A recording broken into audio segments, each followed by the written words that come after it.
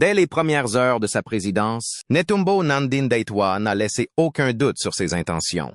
Fini les promesses creuses et les gestes symboliques. Ce qu'elle offrait à la Namibie n'était pas une transition tranquille, mais une révolution administrative. Elle est entrée dans la salle du cabinet. Non pas pour poser avec des drapeaux ni pour remercier les partis qui l'avaient soutenue, mais pour délivrer un message sans détour. Résultat ou démission. Cette déclaration glaçante a marqué la fin d'une époque, celle du confort politique et de l'impunité bureaucratique. Depuis des décennies, le gouvernement namibien avait fonctionné comme une machine lente et embourbée dans ses propres inerties. Les postes ministériels se multipliaient comme des cadeaux politiques. Les budgets se perdaient dans des projets sans lendemain, et la loyauté surpassait de loin la compétence. Mais sous le regard de Nandi-Ndaitwah, cette routine a été tranchée nette. En moins d'une semaine, elle a réduit le nombre de ministères de 21 à 14, fusionné des portefeuilles, aboli des postes superflus et fermé des départements entiers. Ce n'était pas une réforme, c'était une chirurgie d'urgence. Ce geste audacieux n'avait rien d'un simple ajustement structurel. Il s'agissait d'une attaque frontale contre les réseaux de favoritisme qui gangrénaient le cœur de l'État, en éliminant les doublons. Elle a enlevé les cachettes qui permettaient aux incompétents de se dissimuler derrière la complexité administrative. Chaque fonction a été réévaluée. Chaque ministère sommé de justifier son existence. Dans beaucoup de pays africains, la taille du gouvernement est vue comme un symbole de puissance. Pour Nandi-Ndaitwah, c'est l'inverse. Un gouvernement massif est souvent un gouvernement inefficace. En réduisant les effectifs ministériels, elle a aussi coupé les fils de la marionnette politique, les puissances de l'ombre qui manipulaient la prise de décision en coulisses. Elle a imposé une nouvelle discipline, agir ou partir. Ce changement radical n'a pas été accueilli à bras ouverts. Les anciens barons politiques, qui voyaient leurs privilèges menacés, ont rapidement fait entendre leurs protestations. On l'a accusé de vouloir centraliser le pouvoir, de briser les traditions. Mais pour elle, aucune tradition ne mérite d'être maintenue si elle protège l'incompétence. Elle n'a montré aucun intérêt pour les codes non écrits du protocole politique. Elle a préféré se concentrer sur la vérité brute. Les Namibiens en ont assez des discours creux. Elle n'a pas hésité à qualifier l'État de spectateur dans ses fonctions précédentes. Désormais, il devait devenir serviteur. Les ministres ont été avertis. Plus d'excuses bureaucratiques. Plus de délais infinis. Si les routes ne sont pas construites, si l'électricité ne parvient pas aux villages reculés, si les prix des denrées explosent pendant que les fonctionnaires assistent à des colloques internationaux, quelqu'un devra rendre des comptes. Et cette fois, ce ne sera pas le peuple. Ce bouleversement administratif ouvre la voie à quelque chose de plus grand. En allégeant le poids de la bureaucratie, Nandi-Ndaitwah prépare le terrain pour un nouveau type d'État. Agile, accessible, centré sur les résultats. C'est une vision qui va au-delà de l'économie.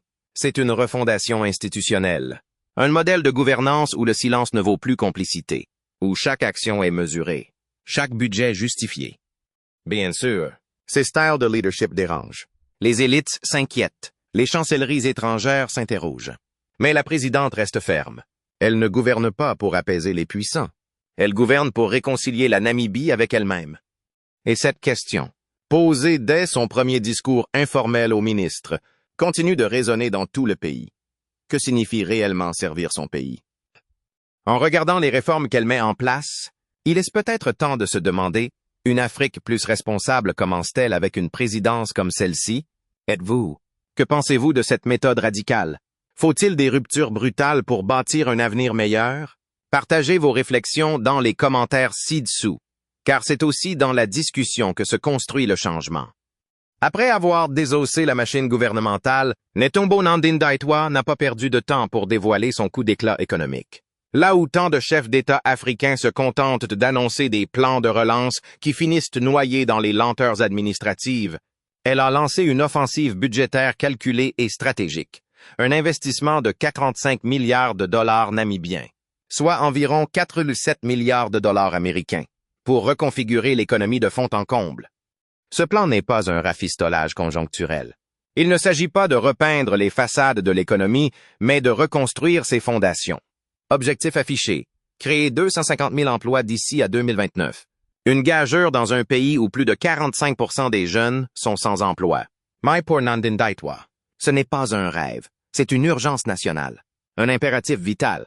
Ce qui frappe d'emblée, c'est l'allocation précise des ressources. Fini les fonds jetés dans des conférences internationales ou des partenariats de façade, souvent conçus davantage pour le prestige diplomatique que pour des résultats tangibles. Cette fois, l'argent va directement là où se trouve la main-d'œuvre. Infrastructure, industry, energy. La première pierre du plan est posée dans les routes, mais pas n'importe lesquelles. Pas seulement des autoroutes pour les élites ou les camions miniers. Il s'agit de routes qui connectent les régions rurales délaissées depuis l'indépendance. Des axes qui traversent des zones sans présence étatique, redessinant la carte de l'inclusion territoriale. Ces routes ne servent pas seulement au commerce. Elles incarnent une nouvelle cohésion nationale, une volonté de réintégrer chaque parcelle du territoire dans un destin commun. Puis vient l'industrie, le talon d'Achille de nombreuses économies africaines. Trop souvent, l'Afrique exporte ses matières premières brutes et importe des produits finis à prix d'or. La Namibie ne fait pas exception. Mais là aussi, la donne change. Le gouvernement Nandine Ndaitwah veut inverser cette dynamique en encourageant la production locale. Il s'agit de créer des parcs industriels où des entreprises namibiennes, et non des multinationales anonymes, pourront transformer, assembler, et fabriquer pour les marchés nationaux et régionaux. La production devient ainsi synonyme de souveraineté.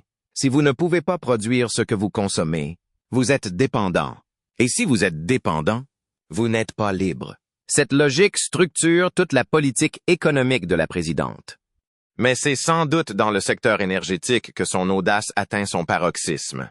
Là où beaucoup continueraient à miser sur le pétrole et le gaz, Nandine Ndaitwah se tourne résolument vers les énergies renouvelables, en particulier l'hydrogène vert et le solaire. La Namibie dispose de deux atouts majeurs, un ensoleillement abondant et des terres peu peuplées, propices à l'installation d'infrastructures massives. Son pari est clair, devenir le moteur de l'Afrique en matière d'énergie propre. Et cette vision attire déjà l'attention internationale. Des pays européens comme l'Allemagne ont signé des protocoles d'accord pour collaborer à la production d'hydrogène vert. Mais là encore, la présidente pose ses conditions. Aucune ressource, même verte, ne sera exploitée sans retombées locales. Formation, employ, part de propriété. Les partenaires étrangers doivent jouer franc jeu. Ce refus du paternalisme économique est une constante, là où d'autres gouvernements accueillent les investissements étrangers à bras. Ouvert au prix de la souveraineté, Nandine Ndaitwah redéfinit les règles du jeu. Bienvenue, mais à nos conditions. Cette stratégie n'est pas sans critique. Certains y voient un isolement volontaire, un excès de contrôle étatique. Mais même ses détracteurs reconnaissent la cohérence du plan. Chaque dollar a une destination. Chaque projet un calendrier d'exécution. Et avec un appareil d'État réduit et plus agile, les blocages sont moins nombreux. En arrière-plan, on devine un projet plus vaste, se libérer de la dépendance à l'aide extérieure et des cycles d'endettement. Reprendre possession de la chaîne de valeur, de la ressource brute au produit fini, créer de la richesse qui reste, au lieu de s'évaporer dans des comptes bancaires offshore. Enfin, une autre dimension du plan mérite l'attention. La territorialisation des investissements. Contrairement au schéma classique où tout se concentre dans la capitale, Nandine Ndaitwah veut répartir les bénéfices à travers toutes les régions. Des zones rurales transformées en pôles de production. Des emplois créés sur place. Une jeunesse qui n'a plus besoin d'émigrer pour survivre. Ce redéploiement économique a aussi une portée politique. Il s'agit de rendre la République visible là où elle était absente. De faire en sorte que chaque citoyen ressente, concrètement, les effets du changement. Plus qu'un programme économique, c'est une refonte du pacte social. Ce modèle namibien, production locale, contrôle des investissements, énergies propres, équité territoriale, pourrait-il inspirer le reste du continent? Nandine Ndaitwah paraît que oui, et elle met tous les moyens pour le prouver. Pour que son ambitieux plan de transformation économique tienne debout, Netumbo. Nandine Ndaitwah savait qu'elle devait reprendre le contrôle des deux piliers fondamentaux de la richesse nationale, l'énergie et les ressources minières. Dans un continent trop souvent réduit au rôle de fournisseur brut de matières premières, elle a décidé que la Namibie ne serait plus un simple maillon de la chaîne. Elle veut qu'elle en devienne l'architecte. Tout a commencé avec un coup d'éclat. La centralisation intégrale du secteur pétrolier et gazier. Alors que les grandes compagnies pétrolières célébraient la découverte de gisements majeurs au large des côtes namibiennes, croyant pouvoir répliquer les vieux schémas d'exploitation extractive, Nandine Ndaitwah a envoyé un message clair. Cette fois, c'est l'État qui contrôle. Elle a pris une décision sans précédent en Afrique. Faire passer la gouvernance de l'ensemble du secteur sous l'autorité directe du bureau présidentiel. Fini les ministères relais. Fini les intermédiaires. Chaque contrat, chaque permis, chaque clause passerait désormais par la présidence elle-même. Un choix à la fois stratégique et symbolique. Elle affirmait que les ressources énergétiques de la Namibie ne seraient plus négociées dans l'ombre, ni bradées aux plus offrants. Elles seraient gérées dans la lumière et au service de l'intérêt national. Mais elle ne s'est pas arrêtée là. Très vite, elle a commandé une étude de faisabilité pour la construction d'une raffinerie pétrolière sur le sol namibien. Non pas une installation étrangère, mais une infrastructure 100% nationale, sous loi namibienne, exploitée par des techniciens namibiens. Une manière de rompre avec le modèle colonial où les ressources partaient brutes et revenaient transformées à prix fort. Pour elle, aucun baril ne doit sortir du pays sans valeur ajoutée. Cette vision du contrôle ne se limite pas au pétrole.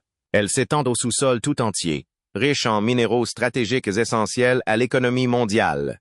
Lithium, graphite, terres rares indispensables aux batteries, aux smartphones et aux voitures électriques.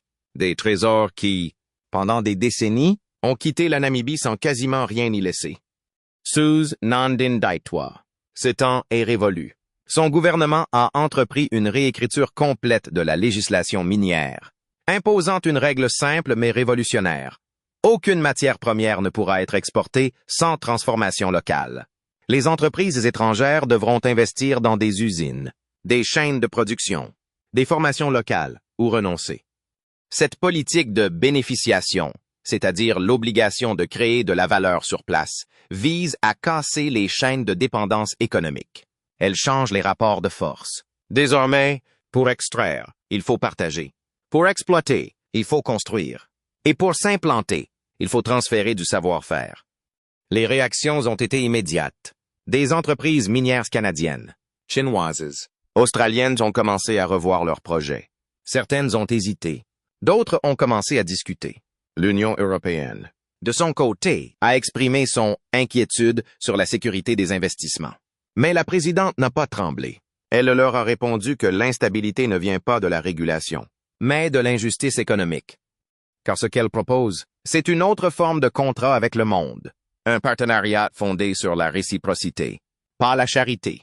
Un commerce fondé sur la transformation, pas la prédation. Une souveraineté fondée sur l'action, pas la dépendance. Dans le même temps, elle a accéléré le volet énergétique du projet. La Namibie ne sera pas seulement une terre d'hydrocarbures, mais un laboratoire de l'énergie propre en Afrique. L'hydrogène vert, issu de l'électrolyse de l'eau à partir d'énergies renouvelables, est devenu la pièce maîtresse de sa stratégie. Des accords ont été signés avec l'Allemagne, la Corée du Sud et d'autres pays intéressés. Mais, une fois de plus, les règles sont claires. Infrastructures locales, emplois locaux, bénéfices locaux. Car pour Nandine Ndaitwah, l'enjeu n'est pas uniquement économique. Il est politique. Reprendre le contrôle des ressources. C'est aussi reprendre le contrôle de l'avenir. C'est sortir d'un modèle de sous-traitance continentale. C'est bâtir une économie capable de financer l'éducation, la santé, l'innovation sans quémander. Et cette vision commence à trouver des échos ailleurs. Au Zimbabwe, au Botswana, en République démocratique du Congo, des leaders émergents suivent de l'exemple namibien. Car ce qu'elle démontre, c'est qu'il est possible d'imposer de nouvelles règles du jeu sans plier sous les pressions. Mais ce combat pour la souveraineté minérale et énergétique ne va pas sans résistance. Loin des caméras, les lobbies miniers s'activent, les ambassades questionnent, les anciens réseaux s'inquiètent. Pourtant, Nandine Ndaitwah avance, méthodiquement, implacablement. Car pour elle, la vraie question n'est pas « Que se passera-t-il si nous reprenons le contrôle ?»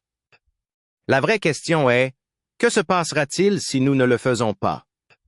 Peut-être aucun autre acte de la présidente Netumbo Nandine Ndaitwah n'a provoqué autant de surprise à l'international que l'expulsion en bloc de plus de 500 ressortissants américains de Namibie.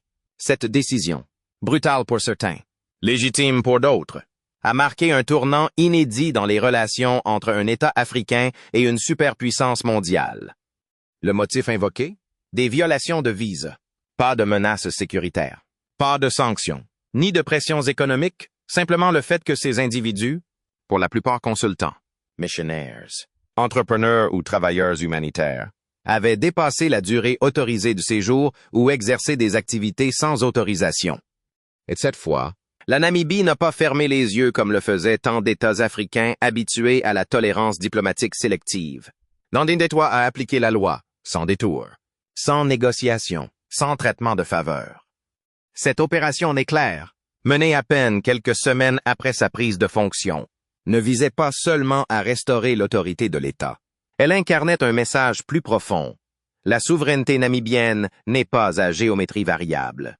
Si les Africains peuvent être emprisonnés, humiliés ou expulsés pour un visa mal rempli à l'étranger, pourquoi des Occidentaux bénéficieraient-ils d'une impunité systémique sur le sol africain? Pas de visa, pas de séjour, a-t-elle déclaré froidement. Cette phrase, devenue virale sur les réseaux sociaux africains, a été saluée par beaucoup comme un cri de dignité longtemps réprimé. Car depuis l'époque coloniale, les règles migratoires en Afrique sont appliquées de manière asymétrique. Les citoyens africains, pour franchir une frontière, doivent fournir des justificatifs interminables. Les Occidentaux, eux, s'installent parfois sans même informer les autorités locales. Ce deux poids, deux mesures, Nandine Ndaitwah l'a pulvérisé, et elle ne s'est pas arrêtée aux ressortissants américains. Une vague d'audits a été lancée sur l'ensemble des zones d'activité sensibles, mines, ONG, agencies de coopération, cabinets de conseil. Le gouvernement a ciblé les travailleurs non enregistrés, les consultants à court terme intégrés dans les ministères, et même certains volontaires religieux en infraction. Du jour au lendemain, la Namibie est passée d'un espace à influence diffuse à un territoire où chaque présence étrangère doit désormais être justifiée, légalisée et documentée. Cette politique a naturellement provoqué des remous. Plusieurs ambassades ont exprimé leur inquiétude. Des entreprises ont suspendu leurs projets. Des journalistes ont parlé de fermeture, voire d'hostilité envers l'Occident. Mais la présidente est restée de marbre. Pour elle, il ne s'agit pas de repli, mais de rééquilibrage. La Namibie n'est pas fermée aux étrangers, elle est fermée à l'abus. Cette position n'est pas sans rappeler celle d'autres dirigeants réformateurs qui ont, dans l'histoire récente, exigé des relations plus équitables avec les puissances étrangères. Mais rarement d'une chef d'État a été aussi loin. Aussi vite, sur un terrain aussi symbolique. Car le droit de décider qui entre, qui reste, qui part, est peut-être l'expression la plus intime de la souveraineté. En toile de fond, cette rigueur migratoire s'inscrit dans une logique plus large, reprendre le contrôle de l'espace public. Contrôler non seulement les ressources naturelles, mais aussi les dynamiques humaines. Mettre fin à l'influence informelle que certains individus ou organisations étrangères exerçaient à travers des réseaux opaques et non réglementés. Et ce n'est pas tout. Nandine Ndaitwah a aussi ordonné une révision des accords bilatéraux en matière de mobilité et d'installation professionnelle. Elle exige désormais que toute entreprise étrangère opérant en Namibie embauche une majorité de personnel local et rende des comptes clairs sur ses pratiques en matière de formation et de transfert de compétences. Ce durcissement administratif, souvent présenté comme protectionniste par ses détracteurs, est en réalité une tentative de remettre de l'ordre dans une structure qui, depuis trop longtemps, échappait à l'État. Pour la présidente, l'ouverture n'est vertueuse que si elle est réciproque.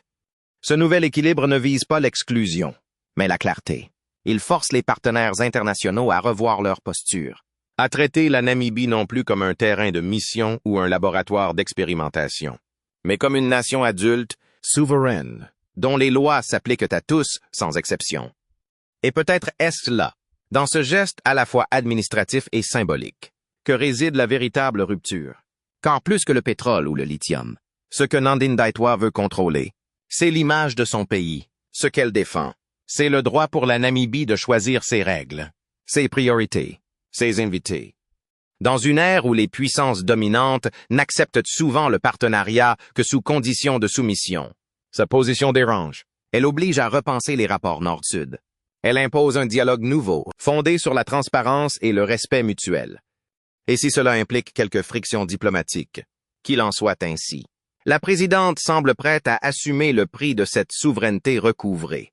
Car, à ses yeux, il est temps que la Namibie ne soit plus une scène ouverte, mais un pays maître de sa porte.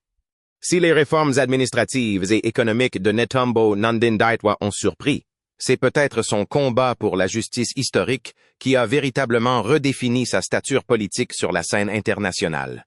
Car au-delà des infrastructures, de l'énergie et de la souveraineté économique, elle s'est attaquée à une blessure ancienne, profonde, jamais réellement refermée. Le génocide des Herero et des Nama, perpétré par l'Empire allemand entre 1904 et 1908. Ce massacre, reconnu par les historiens comme l'un des premiers génocides du XXe siècle, a vu plus de 80 000 Namibiens exterminés par les troupes coloniales allemandes. Pendant plus d'un siècle, cette tragédie a été enfouie sous le silence, les demi-mesures et les formules diplomatiques floues. L'Allemagne avait bien reconnu, du bout des lèvres, sa responsabilité. Elle avait promis une aide au développement, mais elle n'avait jamais présenté d'excuses officielles ni engagé de réparations concrètes. Pour Nandi-Ndaitwah, cette ambiguïté est intolérable. Elle l'a dit clairement. L'Afrique ne peut pas prétendre construire un avenir souverain si elle accepte que les dettes du passé restent impayées. Elle a donc rompu unilatéralement les accords signés par les précédents gouvernements namibiens avec Berlin, qualifiant ces textes de compromis honteux. Elle exige aujourd'hui une reconnaissance formelle du génocide et des réparations directes pour les descendants des victimes. Et encore une fois, ce n'est pas un caprice symbolique. Ce qu'elle demande, c'est une logique de responsabilité, de réparation, de vérité. Loin des cérémonies creuses, elle veut des actes concrets. Restitution de terres, compensations financières, programmes de mémoire, bourses, initiatives communautaires dans les zones historiquement détruites par la colonisation. Cette posture a suscité de vives tensions. Berlin a exprimé sa déception. Certains diplomates européens ont dénoncé une approche conflictuelle, mais la présidente ne s'est pas laissée intimider. Pour elle, cette question dépasse la Namibie. Elle touche au cœur du projet africain contemporain, celui d'un continent qui refuse d'oublier, qui exige que les crimes coloniaux ne soient plus relativisés. Dans ses discours, elle lie constamment justice historique et transformation économique. Selon elle, les ressources minières exploitées aujourd'hui sont les mêmes que celles pillées hier. Les inégalités d'aujourd'hui trouvent racine dans les destructions d'hier. Et l'Afrique ne peut pas, dit-elle, tourner la page sans en avoir écrit les termes. C'est un message radical. Dans le sens noble du terme, il va à la racine du problème. Et il séduit de plus en plus de voix, non seulement en Namibie, mais ailleurs sur le continent.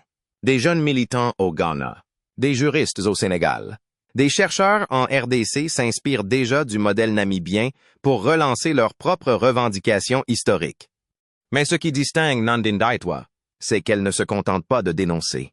Elle propose un cadre. Son gouvernement travaille actuellement à la création d'un institut namibien pour la mémoire et la justice, destiné à documenter les crimes coloniaux, appuyer les revendications juridiques internationales et renforcer l'éducation postcoloniale.